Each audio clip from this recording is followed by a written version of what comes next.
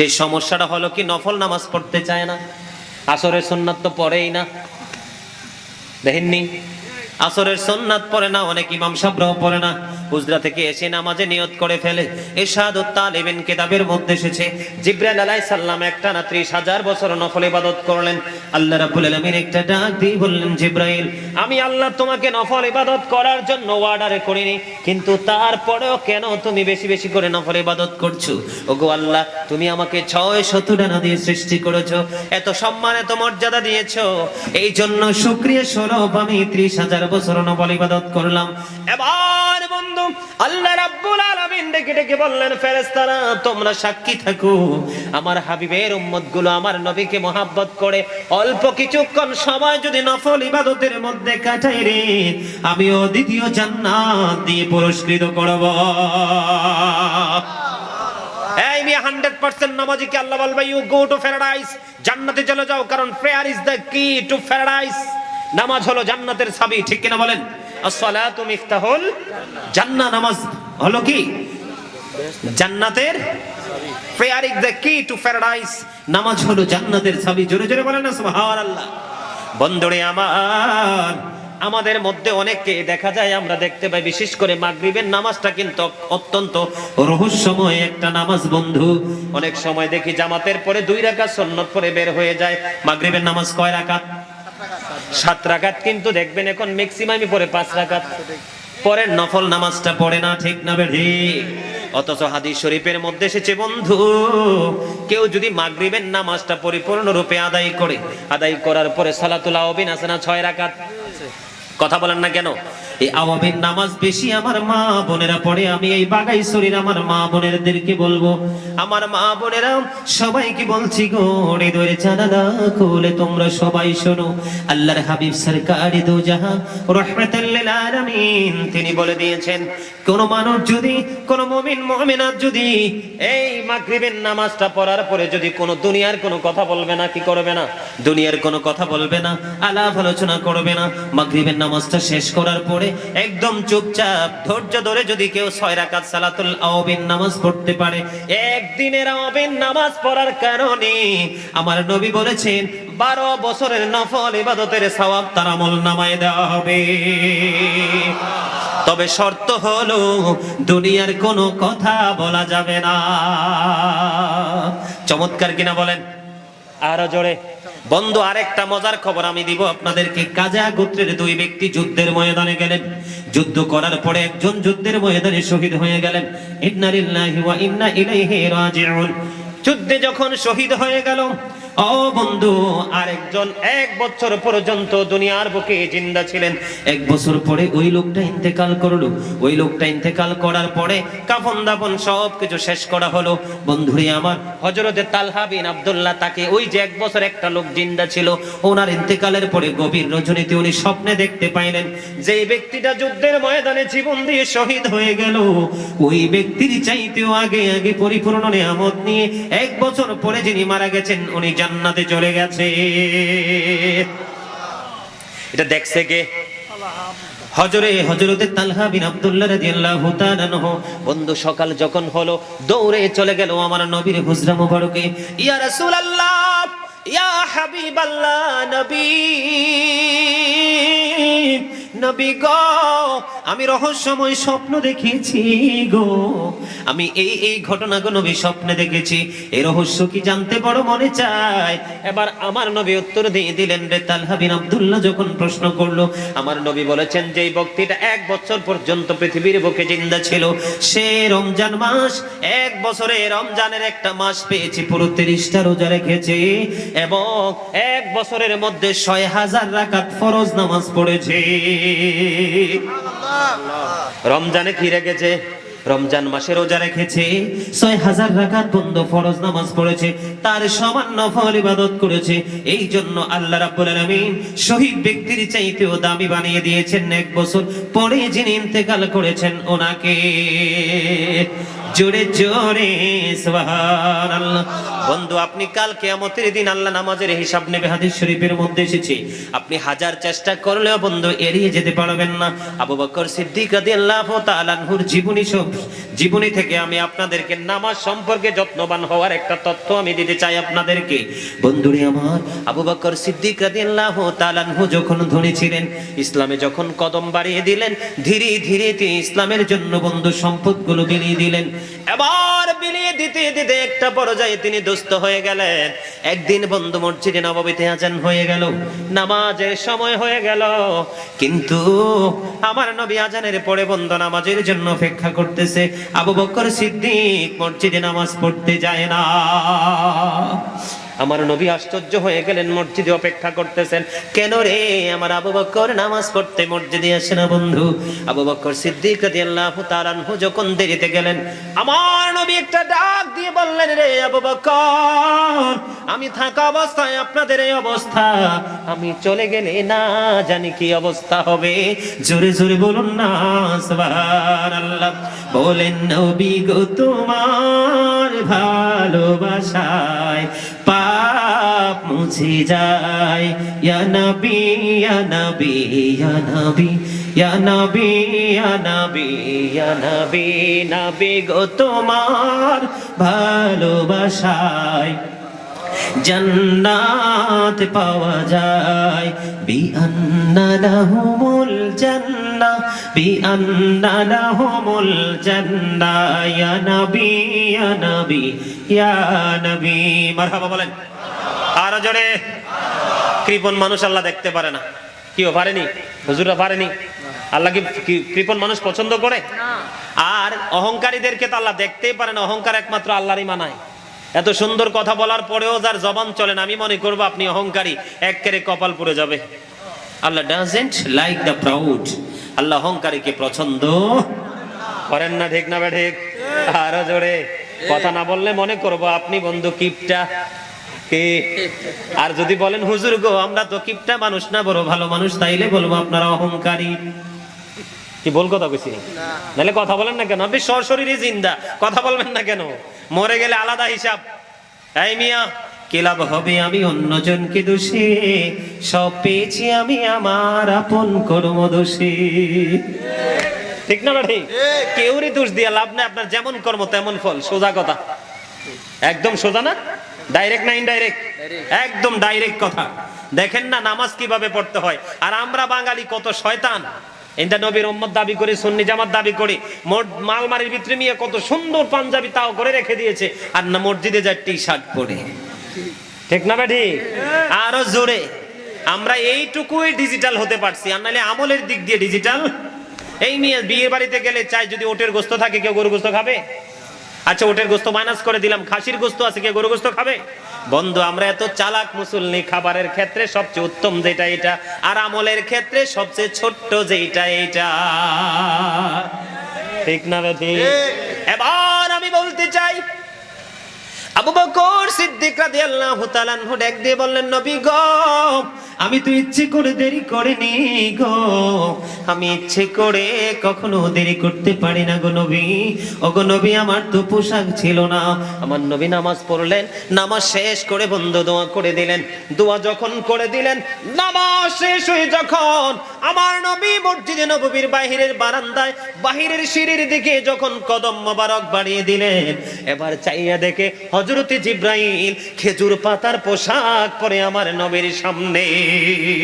জোরে জোরে সুবহানাল্লাহ। আরো জোরে বলেন না সুবহানাল্লাহ। আরে আরো জোরে। বন্ধুরে আমার, আবু বকর সিদ্দিক রাদিয়াল্লাহু তাআলা আনহু এই কথা বললেন, নবী দোয়া করে দিলেন। বের হয়ে দেখলো হযরত জিবরাইল আলাইহিস সালাম তিনি খেজুর পাতার পোশাক পরে আমার নবীর সামনে এসে হাজির। এবার আমার নবী একটা ডাক দিয়ে বলল, রে জিবরাইল, ও ভাই জিবরাইল, তুমি তো আমার কাছে যখনই আসো গো জান্নাতি সুন্দর পোশাক লেবাস লাগাই আমার কাছে আসো, কিন্তু আজকে কেন গো খেজুর পাতার পোশাক পরেছো? ওগো নবী, নবী গো শুধু আমি না গো, আজকে আসমানের সকল ফেরেশতারা এই মুহূর্তে খেজুর পাতার পোশাক পরিধান করেছে। রহস্য কি বন্ধু? আবু বকর সিদ্দিক রাদিয়াল্লাহু তাআলা দিনের জন্য অর্থ ব্যয় করতে করতে একেবারে দুস্থ হয়ে গেল। আজকে নামাজ পড়তে যাওয়ার জন্য পর্যন্ত পোশাক নাই। কেতা প্রমাণ করে ওনার গায়ের মধ্যে ছিল ছোট্ট জামা, এই জামা ওনার ঘরের মধ্যে ছিল বালিশের দুইটা গিলাফ। এবার তিনি কি করলেন? এদিকে নামাজের সময় হয়ে গেছে। ও বন্ধু, আমার নবী নামাজের ইমামতি করবে। আবু বকর পাগল হয়ে গেছে। একদিকে আমার নবী অপেক্ষা করতেছে, আর একদিকে আল্লাহর করা ওয়ার্ডার সময় মতো নামাজ। আবু বকর পাগল হয়ে গেছে, আমি এখন কি করব? আরে আর ঘরের মধ্যে আছে বালিশের গিলাফ। বন্ধু, তিনি বালিশের গিলাফ গুলো ছিঁড়ে ফেললেন, কারণ নামাজের জন্য পোশাকের একটা শর্ত কন্ডিশন আছে, আছে না নাই? ইনি এখন উনি পাগল হয়ে গেছে, আমি কি করব? কেমন করে শরীয়তের বিধান আমি মান্য করব? বন্ধু, বানানো গল্প না রে, অত্যন্ত আল্লাহ নবীর সাথে প্রেমময় গল্প। জোরে জোরে বলুন না সুবহানাল্লাহ। এবার আবু বকর সিদ্দিক রাদিয়াল্লাহু তাআলা বালিশের গিলাফ বন্ধ ছিঁড়লেন। ছিঁড়ে গায়ের জামার সাথে কিভাবে জোড়া লাগাবে? এখন অত্যাধুনিক মেশিন আছে, সুই সুতা আছে, তখন ছিল না। বন্ধ কিতাব প্রমাণ করেছে খেজুর কাটাকে তিনি সুই হিসাবে ব্যবহার করলেন, আর খেজুর পাতাকে তিনি সুতা হিসাবে ব্যবহার করে করে সুন্দর করে নিজের গায়ের জামার সাথে যুক্ত করে একটা লম্বা জামা বানাইলেন। সুন্দর করে শুকাইয়া এবার মসজিদে গেলেন নামাজ পড়ার জন্য। এবার জিব্রাইল ডেকে ডেকে বলে, ইয়া রাসূলুল্লাহ, নবী গো, আপনি আবু বকরের অঙ্গের দিকে তাকিয়ে দেখেন গো, আবু বকরের শরীরে খেজুর পাতার পোশাক দেখা যায়। হাইয়া আলাস সালাহ শোনার পরে আবু বকর স্থির থাকতে পারে না। যখন আল্লাহর কুদরতি কদমে সেজদা দেওয়ার জন্য এইভাবে যেন সেই পোশাকটা তৈরি করতেছেন, নামাজ ছাড়বে না, তিনি নামাজ ছাড়বে না। আল্লাহ ডেকে ডেকে বলে, রে জিব্রাইল, এই মুহূর্তে আসমানের সকল ফেরেশতাকে আমার আবু বকরের সম্মানার্থে খেজুর পাতার পোশাক পরতে বলো। কেউ যদি আজকে আপত্তি করে রে, আমি ফেরেশতাদের দপ্তর থেকে নামাইতে বাধ্য হব। ইয়া রাসূলুল্লাহ, ইয়া হাবিবাল্লাহ, এই জন্য আমি জিব্রাইল খেজুর পাতার পোশাক পরে এসেছি। আরো জোরে জোরে বলেন না সুবহানাল্লাহ। এই জন্য বন্ধু বলতে চাই, ও বন্ধু, লম্বা জামা পরে নামাজ পড়া সুন্নাত। আপনি লম্বা জামা ঘরে রাখবেন না, শুক্রবার দিনে 5 ওয়াক্ত নামাজের জন্য কমন লম্বা পোশাক বানাবেন। কারণ একটা সুন্নাতকে জিন্দা করে যে কবরে যেতে পারবে, কাল হাসুরের দিন ফয়সালা যেদিন হবে, 100 শহীদের মর্যাদা দিয়ে তাকে জান্নাতে ঢুকানো হবে। জোরে জোরে সুবহানাল্লাহ। নামাজ পড়ার দরকার আছে না নাই? কথা বলেন না কেন? নামাজের দরকার আছে না নাই? নামাজ অবশ্যই আমাদেরকে পড়তে হবে, নামাজ ছাড়া আমাদের কোনো উপায় নেই। তবে আরেকটা হাদিস শরীফ আছে, আপনি আসরের নামাজ যেই ব্যক্তি ছেড়ে দিল, তার যেন সব আমল ধ্বংস হয়ে গেল। আসরের নামাজটা অত্যন্ত গুরুত্বপূর্ণ, এই নামাজের দিকে অত্যন্ত সজাগ সচেতন থাকবেন সবাই। আসরের নামাজ কখনোই বাদ দেওয়া যাবে? কথা বলেন, বাদ দেওয়া যাবে?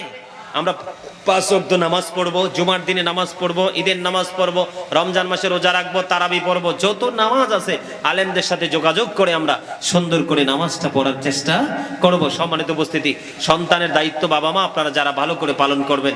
নবী বলেছেন, সন্তান যখন পৃথিবীতে আসে, হাসান রাদিয়াল্লাহু তাআলা আনহু আসার পরে পৃথিবীতে মা ফাতেমার ওদর থেকে আমার নবী হাসান রাদিয়াল্লাহু তাআলা আনহুর কানে আযান দিয়েছেন। সুবহানাল্লাহ বলেন। মায়ের দায়িত্ব হলো আযান দেওয়ার পরে বাচ্চাকে 2 বছর দুধ পান করানো। কত বছর?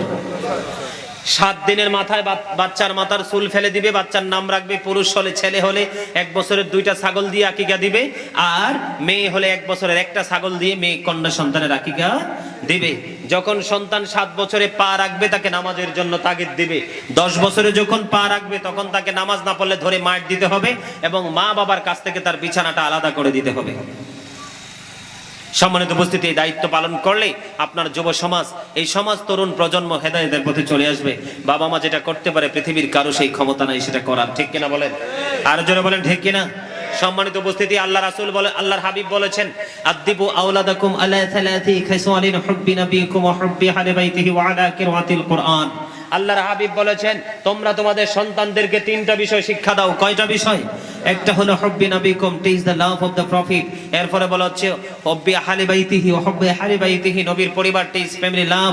তারপরে বলেছেন ওয়া আলা কিরাআতিল Quran, learn to recite the holy Quran. তোমরা তোমাদের সন্তানদেরকে তিনটা বিষয় শিক্ষা দাও। একটা হলো নবীর মহব্বত, কারণ সেটা ঈমান। আর একটা হলো নবীর পরিবারের মহব্বত। আমি নামাজের সাথে কেন যুক্ত করলাম? নামাজ যেমনি ফরজ, তাদেরকে ভালোবাসাও তেমনি ফরজ। সম্মানিত উপস্থিতি, নবীর পরিবারের মধ্যে সর্বপ্রথম ধরনের মা ফাতেমা। আল্লাহ রাসূল বলেছেন ক্বালা রাসূলুল্লাহ সাল্লাল্লাহু আলাইহি ওয়াসাল্লাম ফাতিমাতু সাইয়্যিদাতু নিসাই আহলিল জান্নাহ, mother Fatima is the leader of females in জান্নাহ। মা খাতুনে জান্নাত ফাতেমা সকল মুমিনাদের জান্নাতে সরদারিনী হবে। জোরে জোরে সুবহানাল্লাহ। এবার যদি মা ফাতেমার স্বামী কি হযরতে আলী, রাসূল কি বলেছেন? I am a city of education, the gate of that city is Ali. রাসূল বলেছেন আমি হলাম শিক্ষার শহর, সেই শহরের দরজা হলো আমার আলী। জোরে জোরে বলেন ঠিক না বেঠিক? আনা মদিনাতুল ইলমি ওয়া আলীউন বাবুহা। রাসূল বলেছেন ক্বালা রাসূলুল্লাহ সাল্লাল্লাহু আলাইহি সাল্লাম আল হাসান ওয়াল হুসাইন সাইয়্যিদু শাবাবি আহলিল জান্নাহ, ইমাম Hasan and Hussain are the leader of younger people in জান্নাহ। এখানে বন্ধু তোমরা যারা যুবক, ওই যুবক সকল ইমানদার যুবকদের নেতা হবে, লিডার হবে জান্নাতে ইমাম হাসান হুসাইন, দুই ভাই। নবীকে ভালোবাসা যেমনি ফরজ, নবীর পরিবারকেও ভালোবাসা তেমনি ফরজ। তারা যেইভাবে আমাদেরকে ট্রেনিং দিয়েছে, আমরা সেইভাবে বন্ধু নামাজ পড়বো। বলে হুজুর এখানে আসলেন কেন?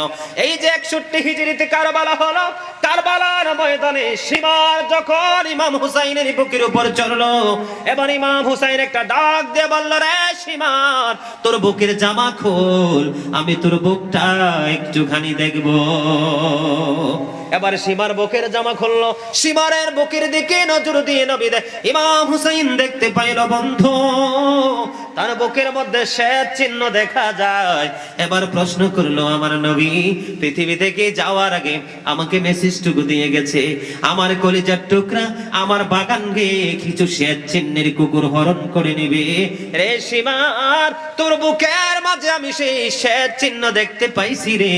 তুই সেই বদকিসমত, এত ভয়ঙ্কর পরিস্থিতি যে এক মুহূর্তের মধ্যে উনি শহীদ হয়ে যাবে, জীবন চলে যাবে, তারপরেও বন্ধু নামাজ ছাড়ে নাই। নামাজ কি পড়ে না ইমাম হুসাইন? তা আপনারা সুবহানাল্লাহ তো আসতে বললেন কেন?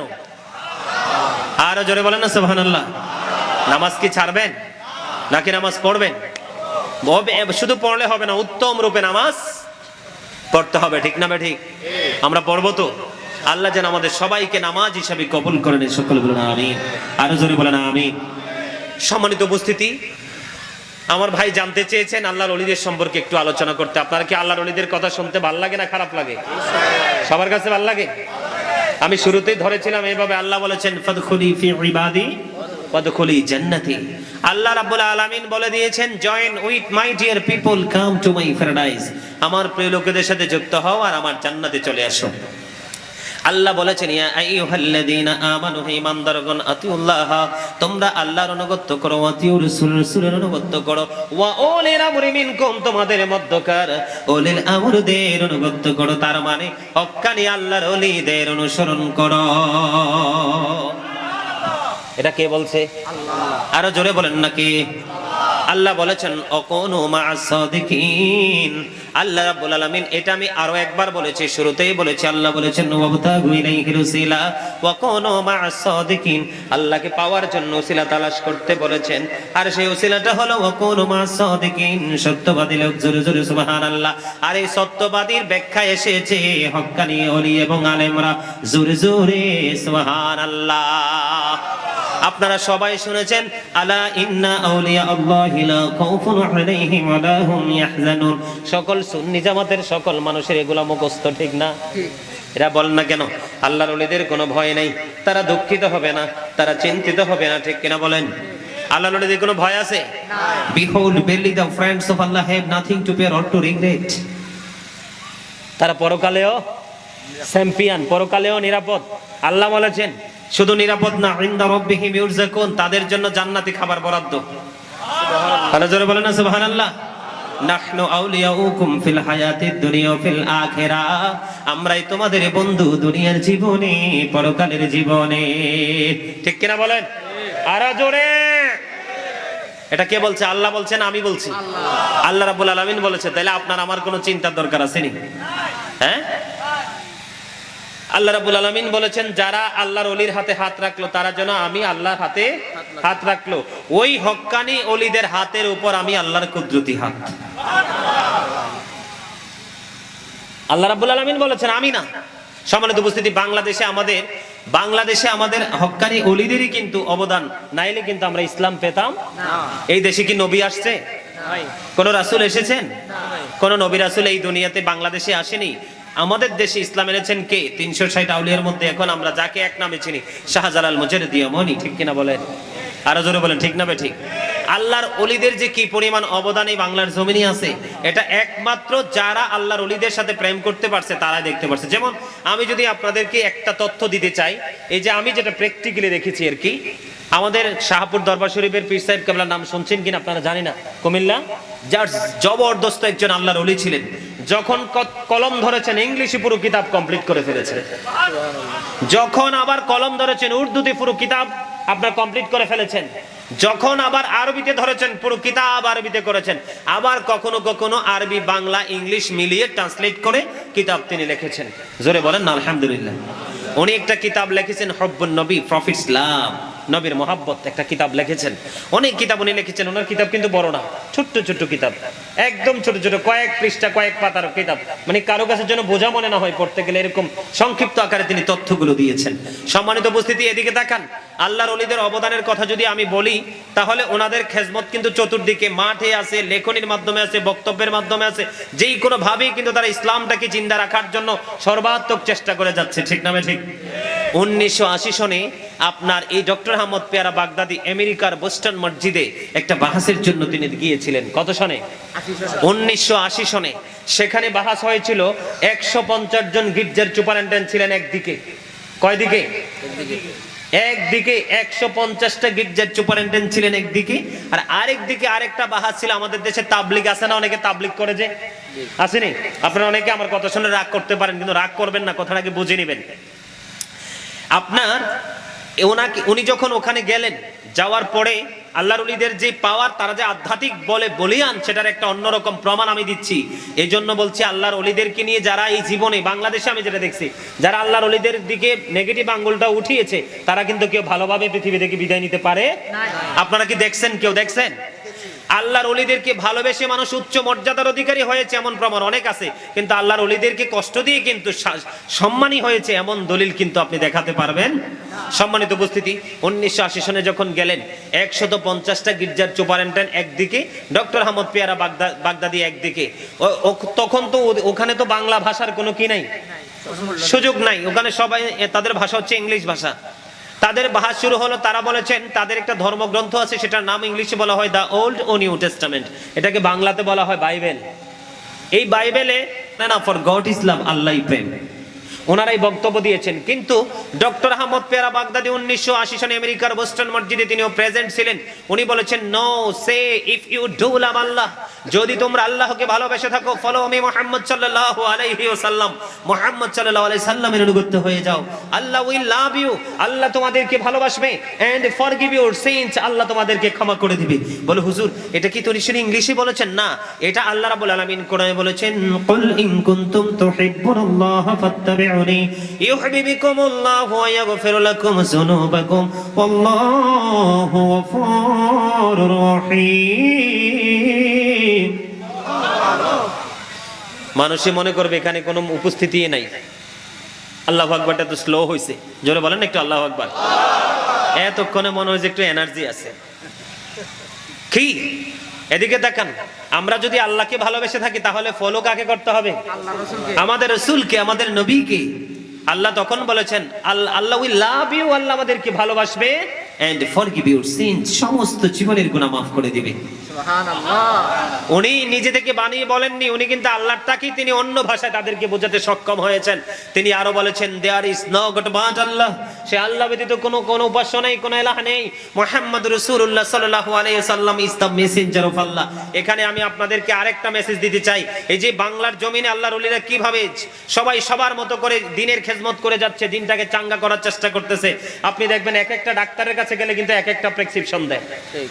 সব ডাক্তারের প্রেসক্রিপশন কিন্তু একরকম, ঠিক তেমনি সব আলেমদের, সব ওলিদের কথাও কিন্তু একরকম নয়। তিনি বলেছেন there is no god but Allah, লা ইলাহা ইল্লাল্লাহ। আল্লাহ হলেন স্রষ্টা, মুহাম্মদ রাসূলুল্লাহ সাল্লাল্লাহু আলাইহি সাল্লাম ইজ দ্য মেসেঞ্জার অফ আল্লাহ। রাসূল হলেন সৃষ্টি, একটা হলো তাওহীদ, একটা হলো রিসালাত। তিনি আরো বলে দিয়েছেন যে হি হু অবিস দ্য অ্যাবসলিউট অবিস আল্লাহ মাইয়ুতির রাসূলা ফাকাদ আতা আল্লাহ। যেই ব্যক্তি রাসূলের নির্দেশ মানলো সে যেন আল্লাহর নির্দেশ মানলো। জোরে জোরে বলেন না সুবহানাল্লাহ। সম্মানিত উপস্থিতি, সর্বশেষে 1980 সনে এত ভয়ঙ্কর এক পরিস্থিতির মধ্যে 150 জন গির্জার সুপারিনটেন্ডেন্ট ছিলেন একদিকে, ডক্টর আহমদ পেয়ারা বাগদাদি ছিলেন একদিকে। সর্বশেষে তিনি বিজয়ের ঝান্ডা হাতে নিয়ে বাংলার জমিনে ফিরে এসেছে। জোরে জোরে বলেন সুবহানাল্লাহ। আল্লাহর ওলিরা সেইভাবে তারা দিনকে চাঙ্গা রাখার জন্য, করার জন্য বিভিন্ন টেকটিকে তারা কাজ করতেছে, ঠিক না ঠিক? আরো জোরে বলেন। ওখানে আরেকজন ব্যক্তি উপস্থিত ছিলেন যার নাম ছিল ওয়ারিদ্দিন মোহাম্মদ, যিনি 10 লক্ষ খ্রিস্টানকে তিনি মুসলমান বানিয়েছেন। উনি ওনার সাথে তর্ক বাহাস করতে এসেছেন। ওনাকে প্রশ্ন করা হয়েছিল তাবলীগ এবং তালিমের মধ্যে পার্থক্যটা কি। তখন ডক্টর আহমদ পেয়ারা বাগদাদি তিনি ওনার ভাষায় বলে দিয়েছিলেন তাবলীগ হচ্ছে বিধর্মীদের জন্য, তালিম হচ্ছে ইমানদারদের জন্য।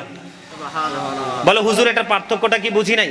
এখন যে আমাদের দেশে অনেক লোক দেখবেন বড় বড় ঘাটুরি হাতে নিয়ে মসজিদের মধ্যে ঘুমায়। আপনারা এখানে সবাই পুরুষ, যারা মধ্য বয়সে এসেছেন, যৌবনকালে পাড়া দিয়েছেন, আপনারা বলেন তো ছেলেরা পুরুষরা ঘুমাইলে কি শরীর নাপাক হয় না? কথা বলেন না কেন? হওয়ার পরে কি ইবাদত ফরজ না গোসল ফরজ? যেই মসজিদকে বলা হয়েছে বাইতুল্লাহ, যেখানে বলা হয়েছে, বন্ধুরা আমার একটা হাদিস শরীফ আপনাদেরকে শোনাতে হয়। আল্লাহ রাসূল বলেছেন তোমরা যখন শুনবে কোন মানুষ মসজিদে কোনো হারানো জিনিস পাওয়ার জন্য তারা এলান করে দিচ্ছে, তখন তোমরা উপস্থিত যারা থাকবা সবাই বলবা আল্লাহ সে যেন তার হারানো জিনিসটা খুঁজে না পায়। বলে হুজুর কেন? কারণ মসজিদ হয়েছে নামাজের জন্য, মসজিদ হয়েছে জামাতের জন্য, মসজিদ হয়েছে আল্লাহর জিকিরের জন্য, হারানো জিনিসের তালাশ করার জন্য মসজিদ নয়। এই জন্য নবী বলেছেন মসজিদে কোনো বিকল্প হারানো জিনিসের তথ্য যখন মানুষ দিতে আসবে তখন তোমরা যে দোয়া করবে সে যেন তার জিনিস না পায়। হাদিস শরীফের মধ্যে এসেছে আল্লাহ রাব্বুল আলামিন, আল্লাহর হাবিব বলেছেন একদিনে এক ব্যক্তি মসজিদে প্রবেশ করলেন। আমার নবী মসজিদে উপস্থিত ছিলেন। তিনি এসে প্রশ্ন করলেন তোমরা কেউ কি দেখেছো আমার লাল ওটটা কেউ নিতে? তখন আমার নবী রাগান্বিত হয়ে বললেন তোমার ওট যেন তুমি খুঁজে না পাও। বলে হুজুর কেন গো? নবী বলেছে তোমার ওটের তালাশের জন্য মসজিদ তৈরি হয়নি, এটা হলো পৃথিবীর শ্রেষ্ঠ বাইতুল্লাহ মসজিদ, যেখানে মানুষ সারাদিন অপরাধ করবে, মসজিদে গিয়ে সেজদা দিবে, আল্লাহ কবুল করবে। এখানে তোমার লাল ওটের তালাশের জন্য নয়, আল্লাহর গোলামির জন্য, নামাজের জন্য, জিকিরের জন্য মসজিদ বানানো হয়েছে। বন্ধু যেই জায়গায় মসজিদে দুনিয়ার কথা বলা হারাম, এই জায়গায় মসজিদে ঘুমানোর কোনো প্রশ্নই আসে না। ঠিকটা বলতে পারলেন না? আপনাদের কাছে কি মনে হয় আমরা কি মুসলমান না? মসজিদে ঘুমাইয়া ইবাদত করা লাগে, মসজিদে শুয়ে ইবাদত করা লাগে। আর মসজিদে শোয়ার তো কিছু কন্ডিশন আছে। মসজিদে শুইতে হলে আপনার শর্ত আছে, রোজা রাখতে হবে। কি রাখতে হবে? ইতিকাফ করতে হবে। মসজিদে শুইতে হলে আরেকটা আছে কি, আমি নিয়ত করেছি, কি করেছি, আল্লাহ আমার এই স্বপ্ন যদি পূরণ হয় আমি 10 দিন ইতিকাফ করব। তখন আপনি সেই সূত্রে মসজিদে ঘুমাতে পারবেন ইতিকাফের উদ্দেশ্যে। আবার ধরেন আমি যখন আজকে অনেক দূর থেকে এসেছি, বাংলাদেশের এক প্রান্ত থেকে আরেক প্রান্তে চলে এসেছি, আজকে কথার কথা এক্সাম্পল, আমার অবস্থান করার কোনো জায়গা নাই, আমি ইন কেস আজকে আমি বিপদে পড়ে মসজিদটাকে ইউজ করতে পারবো, তবে অত্যন্ত সচেতনতার সাথে। কথা বলেন না কেন? ঠিকটা বলতে পারেন না? আমারটা ভালো না লাগলে আপনি পরে ফেলে দিন, কিন্তু বুঝতে তো অসুবিধা নাই, শুনতে তো আপত্তি নাই।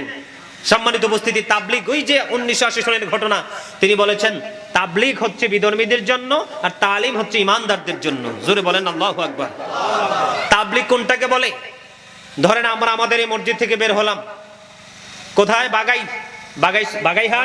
বাগাইহাট কেন্দ্রীয় জামে মসজিদ থেকে বের হলাম। আপনাদের এদিকে কি উপজাতিরা আছে না? আছে না? আমি তো আসার সময় অনেক দেখেছি তাদেরকে। এখন আপনারা যদি এখান থেকে বের হয়ে যদি তাদের ঘরে যান অথবা বৌদ্ধদের যান, মন্দিরে যান, তারপরে আপনার কি জানি বলে এই হিন্দুদের মন্দিরে যান, যাইয়া যদি তাদেরকে আপনি ইসলাম সম্পর্কে, দিন সম্পর্কে বুঝান, সেটা হবে তাবলীগ। সেটা হবে কি? সেটা হবে তাবলীগ। আর এই যে আমি আসছি কুমিল্লা থেকে বাগাইহাটে এসে আপনাদের কি দিন সম্পর্কে বলতেছি, এটা হলো তালিম। কারণ একটা মুমিন আরেকটা মুমিনকে দিন সম্পর্কে ইনস্ট্রাকশন দিবে, সেটা হলো তালিম। আর একজন মুমিন যখন আরেকজন বিধর্মীর কাছে যায় ইসলাম সম্পর্কে বুঝাবে, তখন সেটা হবে তাবলীগ। ঠিক। কথা কি বুঝতেছেন? কিন্তু তাবলিগ করতে কি এর মানে এই নয় যে বাংলাদেশে কি আলেমের অভাব আছে? আরে ভাই কথা বলেন না, বাংলাদেশে কি আলেমের অভাব আছে? আপনি বউর হক আদায় করতে হবে, ছেলের হক আদায় করতে হবে, মেয়ের হক আদায় করতে হবে, সমাজের হক আদায় করতে হবে, তারপরে আপনি নামাজে হবেন। বউ বাচ্চা সবাইকে ছেড়ে ইয়াং ছেলেদেরকে ভুলভাল বুঝিয়ে মসজিদে শুইয়ে দিলেন, পাপের বাগী ছেলেরাও হয়েছে বন্ধু। এই জন্য বলবো এই ভুল পথে আপনারা হাঁটবেন না। ইসলাম কিন্তু এতটা কঠিন না, ইসলাম একেবারে সুন্দর এবং সহজ। এই মিয়া, আপনি বাড়িঘর ছেড়ে বউ বাচ্চা ছেড়ে আপনি বড় গাঠুরে নিয়ে রাস্তা রাস্তা হাঁটবেন, এটা কখনো ইসলামের যুক্তিতে এটা কখনো গ্রহণযোগ্য হতে পারে না। এদিকে তাকান, কোন বাবা যদি সন্তানের রিজিকের জন্য, বউ রিজিকের জন্য, বাবা মা রিজিকের জন্য দিন থেকে রাত পর্যন্ত পরিশ্রম করে, হাদিস শরীফের মধ্যে এসেছে আল্লাহ রাসূল বলেছেন প্রত্যেকটা পরিশ্রমের বিনিময়ে তার আমলনামায় সদকার সওয়াব দেওয়া হবে। কি দেওয়া হবে? সৎকার দেওয়া হবে। তাহলে আপনি কেন বউ বাচ্চা ছেড়ে, এত আপন মায়ার বাঁধন ছেড়ে আপনি বাড়িতে নির্বাসন দিচ্ছেন, মসজিদে ঘুমাচ্ছেন? সম্মানিত উপস্থিতি, আপনারা করবেন না করবেন সেটা আপনাদের ব্যাপার, কিন্তু এটা কখনোই গ্রহণযোগ্য নয়। এখনো বাংলাদেশে আলেমের অভাব নাই, এখন অসংখ্য আলেম আছে, অনলাইন মিডিয়াগুলো আছে, মানুষ ঘরে বসে বসে তথ্য নিতে পারে। কথা কি বুঝতেছেন? তো ওখানে তাবলিগ এবং তালিমের পার্থক্য করতে ওনার বক্তব্য কিন্তু ওয়ারিদ্দিন মোহাম্মদ কি করেছেন, তিনি ওনার বক্তব্যকে গ্রহণ করেছেন। সম্মানিত উপস্থিতি, ঠিক তেমনি ভাবে বাংলার জমিনেও অসংখ্য পথভ্রষ্ট মানুষ আল্লাহর ওলির নুরানি নজরে পড়ার কারণে ভালো হয়ে গেছে। আছে না নাই? তাদের লেখনের মাধ্যমে ঘরে ঘরে কিতাব পৌঁছে দিয়েছে, কিতাব পড়ে পড়ে ইমানকে মজবুত করে ফেলেছে। নামাজ সম্পর্কে তথ্য দিয়েছে, নামাজ সম্পর্কে অ্যাক্টিভ হয়ে গেছে। হজ সম্পর্কে তথ্য দিয়েছে, সে অ্যাক্টিভ হয়ে গেছে। আমার কাছেও কিন্তু এখনো বর্তমানে গত মনে হয় 15-20 দিন আগে আমি গিয়েছিলাম, আপনার কি জানি বলে, আমাদের কুমিল্লাতে চ্যানেল 5-এর অফিসে গিয়েছিলাম। মানে কয়েকজন পীর সাহেবের লেখা বই আমাকে দিয়ে দিল। পরে আমি এগুলো যে হেডলাইন গুলো দেখলাম, অত্যন্ত চমৎকার ভাবে তারা এক একজন এক একটা বিষয়ের উপরে তারা রচনা করেছে। জোরে জোরে বলেন না সুবহানাল্লাহ।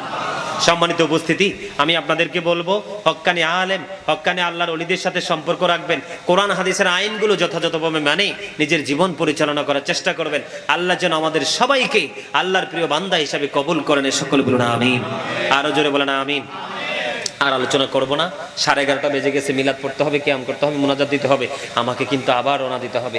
সম্মানিত উপস্থিতি, আপনাদের সকলকে বিনীতভাবে অনুরোধ করব, বিশেষ করে এখানে আজকে কিন্তু আসার প্রস্তুত আমার ছিলাম না।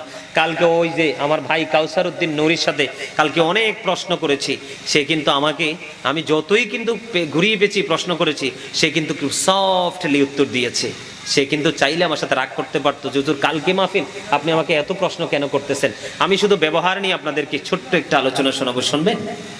ব্যবহার বৃষ্টি হলে মায়েশা সিদ্দিকা রাদিয়াল্লাহু তাআলা আনহা থেকে হাদিস বর্ণিত, বুখারী এবং মুসলিম শরীফের মধ্যে এসেছে, আল্লাহ রাসূল বলেছেন যে, আল্লাহর হাবিব বলেছেন, নমনীয়তার কারণে আল্লাহ রাব্বুল আলামিন যেই নিয়ামত দান করে, কঠোরতার কারণে সেই নিয়ামত দান করে না।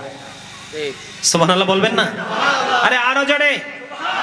যে কোনো বিষয়ের মধ্যে যখন নমনীয়তা থাকে সেটা হয়ে যায় অত্যন্ত প্রেমময়, আর যখন এখান থেকে নমনীয়তা উঠে যায় তখন কিন্তু এটা কি হয়ে যায়, একদম বিষের বোতলের মতো হয়ে যায়, বিকৃত হয়ে যায়।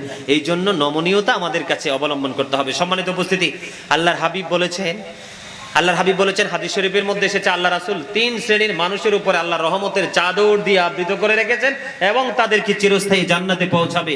সেই ব্যক্তি হলো যে বড় হওয়ার পরেও, ক্ষমতাধর হওয়ার পরেও গরিব মানুষগুলো, নিম্ন শ্রেণীর মানুষগুলোর সাথে মিষ্টি ব্যবহার করেছে। সুবহানাল্লাহ বলেন না? আর জোরে। পিতা মাতার সাথে ভালো আচরণ করেছে এবং তার অধীনে যে মানুষগুলো আছে, তার আওতায় যে মানুষগুলো আছে, সেই মানুষগুলোর সাথে উত্তম ব্যবহার করেছে।